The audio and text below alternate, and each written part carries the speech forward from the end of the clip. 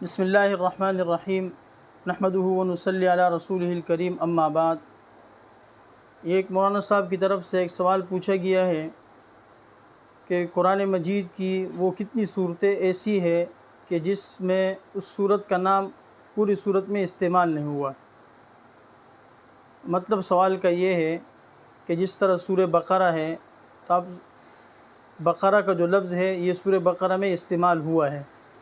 اسی طرح جیسے وَإِذْ قَالَ مُوسَىٰ لِقَوْمِهِ يَا قَوْمِ إِنَّ اللَّهَ يَأْمُرُكُمْ أَن تَذْبَحُوا بَقَرَةً۔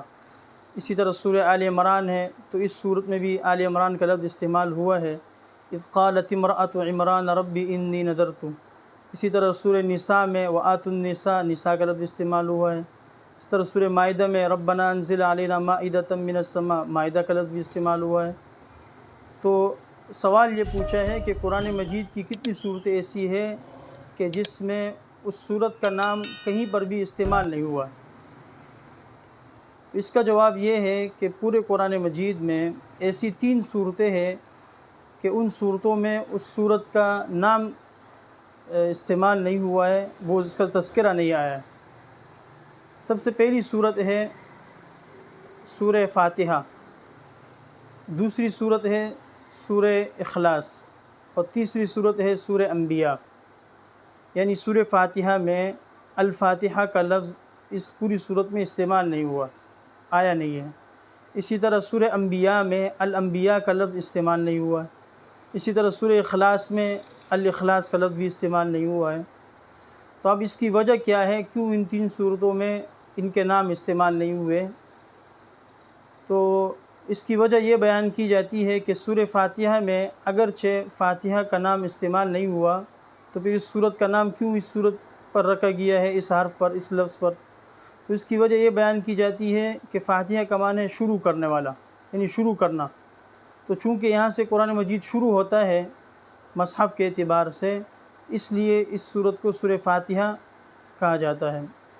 اس کا نام ہی یہ صورت اس وجہ سے رکھا گیا ہے۔ اسی طرح سورہ انبیاء ہے، جب اس میں لفظ انبیاء استعمال ہی نہیں ہوا ہے تو پھر اس صورت کا نام انبیاء کے نام پر کیوں رکھا گیا ہے؟ تو اس کی وجہ بھی یہ بیان کی جاتی ہے کہ اگرچہ اس میں صراحت کے ساتھ لفظ انبیاء استعمال نہیں ہوا ہے، لیکن اس صورت میں بکثرت انبیاء علیہ السلام کے واقعات کا ذکر ہو رہا ہے، مختلف انبیاء کے واقعات اس میں بیان ہوئے ہیں، تو اس مناسبت سے اس صورت کا نام الانبیاء رکھا گیا ہے۔ اسی طرح تیسری صورت تھی سورہ اخلاص۔ اب اس میں بھی یہ سوال ہوتا ہے کہ جب لفظ الاخلاص اس صورت میں آیا ہی نہیں ہے تو پھر اس صورت کا نام اخلاص کے نام پر کیوں رکھا گیا ہے؟ تو اس کی وجہ یہ بیان کی جاتی ہے کہ اخلاص کے معنی ہے بالکل، یعنی اللہ تعالیٰ کے ساتھ عبادت کو خاص کرنا، اسی کے لیے مخلص ہونا۔ تو چونکہ یہ سورہ توحید ہے، اس میں توحید کا بیان ہوا ہے، شرک کی نفی کی گئی ہے، مکمل توحید پر مشتمل صورت ہے، تو اس مناسبت سے کہ عبادت صرف خالص اللہ تعالیٰ کے لیے ہونی چاہیے، تو اسی مناسبت سے اس صورت کا نام سورہ اخلاص رکھ دیا گیا ہے۔ تو پورے قرآن مجید میں صرف یہ 3 صورتیں ہیں کہ ان میں اس صورت کا نام استعمال نہیں ہوا، باقی پورے قرآن مجید کی جو 111 صورتیں اس کے علاوہ ہے، تو ہر صورت میں اس صورت کا نام، یعنی اس کا جو نام ہے وہ لازمی استعمال ہوا ہے۔ وآخر دعوانا ان الحمد للہ رب العالمین۔